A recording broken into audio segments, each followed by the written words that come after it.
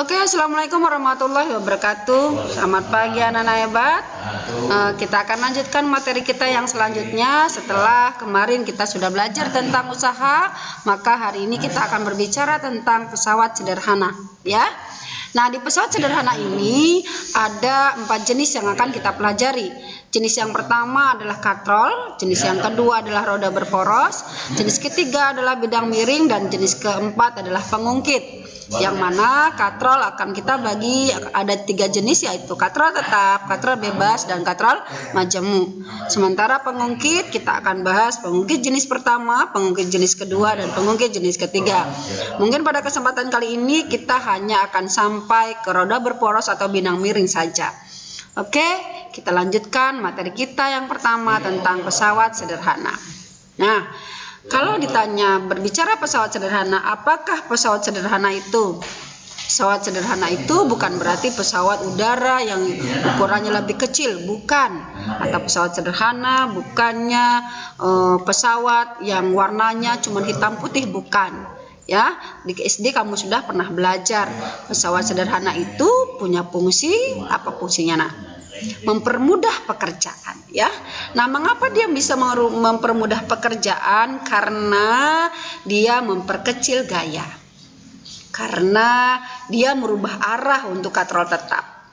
Tetapi sesungguhnya dia tidak memperkecil usaha. Usahanya sama, cuman perasaan kita menjadi lebih ringan, lebih mudah karena dia memperkecil gaya, gitu ya. Nah, ini seperti ini pada katrol ini tidak memperkecil gaya, tetapi hanya merubah arah. Maksudnya apa? Ketika misalnya ini katrol punya beban masanya beratnya adalah 1000 Newton, maka agar si beban ini bisa naik ke atas, ketika orang ini memberi gaya juga sebesar 100 Newton atau 1000 Newton. Kalau ini 1000 Newton, ini 1000 Newton. Bagaimana kalau ini 1000 Newton kita kasih 50 Newton, tidak akan bisa bergerak? Maka dia tidak memperkecil gayanya, tetapi hanya merubah arah. Itulah dari katrol tetap.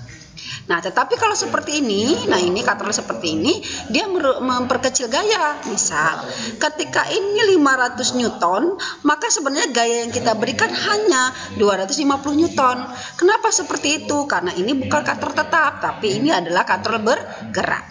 Nah, apalagi yang ini, ketika benda ini misalnya 1000 Newton, maka orang ini tidak lagi menarik dengan gaya 1000 Newton, tetapi lebih kecil. Mengapa? Karena ini bukan katrol tetap, tetapi ini adalah sistem katrol.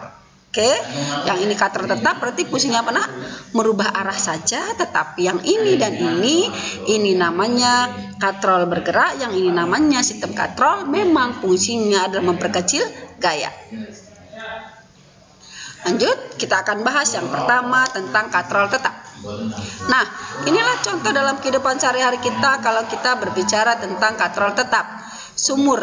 Nah, mungkin sekarang kalian susah menemukan sumur yang masih ada yang menggunakan timba seperti ini. Rata-rata kamu sudah menggunakan mesin air. Tetapi setidak-tidaknya kamu pernah melihat. Atau ketika kamu tidak pernah melihat ini, yang sering kalian lakukan ketika upacara di hari Senin, penggerakan bendera. Nah, penggerakan bendera itu juga di atasnya menggunakan katrol, namanya adalah katrol tetap, ya. Oke, perhatikan katrol tetap. Nah, ketika ini sebuah beban, maka ini adalah beban yang punya massa tentunya, maka dia disebut beban. Yang ini sebagai penariknya disebut dengan gaya. Nah, ini disebut dengan katrol tetap atau katrol tunggal. Yang katrol tetap itu tidak memperkecil gaya tetapi merubah arah, seperti Miss bilang tadi. Sehingga karena tidak memperkecil gaya, berat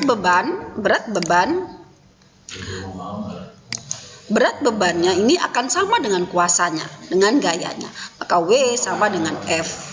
Sehingga kalau ditanya keuntungan mekaniknya seperti apa? Keuntungan mekaniknya akan sama. Gini maksudnya nak. Ketika ini ada gaya 1000 Newton, ada beban 1000 Newton, ditarik dengan gaya 1000 Newton, toh sama yang ini dengan yang ini. Maka keuntungan mekanik, apa itu keuntungan mekanik? Gini, kalau misalnya kamu punya duit 1000, kamu belikan makanan, lalu kamu jual dengan harga 2000. Pertanyaannya, kamu untung atau rugi? Untung. Berapa untungnya? berapa kali lipat untungnya? 2 kali lipat. Kenapa? Modal 1.000 dijual 2.000. Berarti kamu untungnya 2 kali lipat. Nah, sama ini disebut juga keuntungan. Kenapa? Karena tadi modalnya itu sama modalnya atau bebannya dengan kuasanya itu berbeda ya kalau dia katrol yang tidak tetap. Nah, keuntungan mekanik disebut mekanik karena akibat gerak.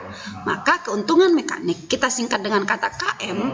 KM itu rumusnya adalah W dibagi F. Apa itu W? W itu adalah berat beban, sementara F itu adalah kuasanya. Gitu ya. W dibagi F. Karena tadi ini kalau diibaratkan modal 1.000 dijual 1.000, untung nggak untung, maka keuntungan mekaniknya sama dengan 1. Balik modal 1.000 dijual 1.000, maka disebut dengan keuntungannya sama dengan 1. Ingat, mekanik karena akibat dari gerak ya. Nah, kemudian apa itu keuntungan mekanik? Mesti bilang tadi, keuntungan mekanik atau KM adalah bilangan yang menunjukkan berapa kali pesawat sederhana menggandakan gaya. Nah, dapatkah kamu menghitungnya? Caranya dengan menghitung besaran perbandingan gaya beban dengan gaya kuasa yang diberikan benda. Berikut adalah persamaan matematisnya. KM sama dengan W dibagi F atau LF dibagi LW. Oke, perhatikan soal ini. Contoh. Berdasarkan gambar di samping, berat beban benda W ini adalah 1.000 Newton, 100 Newton. Berapakah gayanya? Kamu sudah tahu tadi bahwa W sama dengan F. Sehingga kalau ditanya berapakah gayanya, kamu pasti akan bisa jawabannya. Lalu kalau ditanya berapa keuntungan mekaniknya? Karena W sama dengan F, maka keuntungan mekaniknya sama dengan ya. Jika benda diganti menjadi 20 kg nih, benda ini kalau tadi kan 100 Newton, diganti dengan 20 kg, tentukan gayanya. Nah, yuk perhatikan, kita jawab satu persatu. Karena W sama dengan F, sehingga W 100, F-nya juga jadi 100. Kemudian keuntungan mekanik itu kan W dibagi F. Karena W-nya 100, F-nya 100, berarti keuntungan mekaniknya berapa? 1 kali, gitu ya. Nah, tetapi yang C, jika benda diganti menjadi 20 kg, berarti punya berat berapa sekarang dia? Beratnya menjadi 20 kg dikali 10 sama dengan berapa? 200 Newton. Maka besarnya gaya yang diberikan juga harus sama dengan 200 Newton. Kenapa? Tadi bahwa W sama dengan F. Oke ya? Oke. Sekarang perhatikan katrol bebas. Katrol bebas atau katrol bergerak, sekali lagi fungsinya tidak merubah arah, tetapi fungsinya untuk melipatkan gaya. Sehingga gaya pada kuasa yang diberikan untuk mengangkat benda menjadi lebih kecil. Mengecilin gaya deh bahasanya ya. Nah, katrol jenis ini biasanya ditemukan di pelabuhan yang digunakan untuk mengangkat peti kemas. Peti kemas itu kan besar-besar ya nak. Nah, kalau misalnya peti kemasnya 5 ton, orang yang angkatnya harus 5 ton kan capek, ya kan, tidak kuat. Maka digunakan katrol bebas yang fungsinya adalah melipatkan gaya atau memperkecil gaya beban ini, diperkecil supaya dapatnya lebih kecil di sini, ya. Oke, perhatikan yang selanjutnya. Keuntungan mekanis dari KM ini adalah keuntungannya 2. Rumusnya tetap sama, W dibagi F. Karena F-nya itu adalah setengah dari W, maka F-nya adalah setengah W. Ya, contoh nih seperti ini. Ada beban di sini, ditarik di sini. Nah, ini merupakan contoh dari katrol bebas. Jika berat beban adalah 200 Newton, berapakah gaya yang dibutuhkan untuk mengangkat beban tersebut? Tentunya ini W-nya, F-nya adalah setengah dari W, ya bukan? Maka F-nya adalah ketika ini 200, maka F-nya jadi berapa? 200 dibagi 2. Berapa nilainya? 100 Newton. Oke. Agar kuasa yang diberikan pada benda semakin kecil, maka diperlukan apa? Diperlukan katrol jemu. Kalau tadi kan cuma separuhnya saja. Sementara kalau misalnya beratnya sampai tonan, berarti kita harus tetap membutuhkan setengah dari tonan tersebut. Maka gunakanlah katrol majemuk atau sistem katrol ya. Nah, seperti inilah dia kira-kira.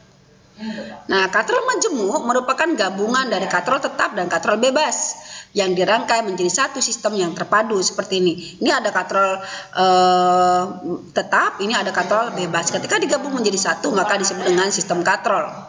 Nah, katrol majemuk biasanya digunakan untuk bidang industri, untuk mengangkat benda-benda yang sangat berat, ya. Misalnya untuk mengangkat benda-benda yang sampai tonan gitu ya, maka digunakanlah katrol majemuk. Nah, seperti inilah kira-kira katrol majemuk. Nah, keuntungan mekanik dari katrol majemuk seperti ini sebenarnya tinggal hitung saja berapakah jumlah tali yang menyokong berat beban dari gambar. Contoh, kalau ini hitung 1, 2, 3, 4, maka ada tali 4 ini, inilah KM-nya. Di 1, 2, 3, 4, berarti KM-nya sama dengan 4. Sehingga ketika ini misalnya 100 Newton, maka gaya yang diberikan hanya seperempatnya saja. Berapa seperempatnya? 25 Newton ya. Contoh soal. Oke, perhatikan ini. Ini katrol apa? Majemuk. Katrol majemuk berarti KM-nya berapa? 3 berdasarkan gambar. Maka kalau ditanya berapakah keuntungan mekanisnya, jawabannya pasti 3. Ketika benda ini 60 Newton, berarti memberikan gaya lebih dari 60 Newton atau lebih kecil? Lebih kecil. Berapa kecilnya? Sepertiga kalinya. Maka 60 dibagi 3. Jadi berapakah gayanya? Cuman 20 Newton. Nah, itulah jawabannya ketika menggunakan katrol majemuk yang talinya ada 3 seperti ini, maka KM-nya juga sama dengan 3. Oke ya, Nak?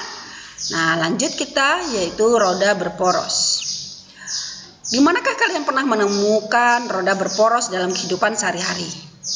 Ya, pada gear sepeda atau pada roda gigi pada sepeda, gitu ya. Nah, seperti ini. Ini adalah roda berporos. Maka coba kita lihat roda gigi atau gear. Nah, seperti ini. Ini roda gigi atau gear dan ban pada sepeda adalah salah satu contoh dari pesawat sederhana yang tergolong dalam roda berporos. Roda gigi itu punya fungsi sebagai pusat pengatur gerak roda pada sepeda tentunya, yang terhubung langsung dengan roda sepeda. Sedangkan roda sepeda menerapkan prinsip roda berporos, yaitu untuk mempercepat gaya saat melakukan perjalanan. Oke ya, nah kira-kira seperti itu. Jadi kita sudah belajar apa hari ini? Sudah belajar tentang pesawat sederhana. Yang judul pertama tentang apa tadi? Tentang katrol. Kemudian yang kedua adalah tentang roda berporos atau roda gigi atau gear. Oke, sampai di sini dulu pertemuan kita kali ini. Besok kita akan lanjutkan kembali materi kita yang selanjutnya, yaitu tentang bidang miring dan pengungkit. Bisa akhiri sampai di sini. Assalamualaikum warahmatullahi wabarakatuh.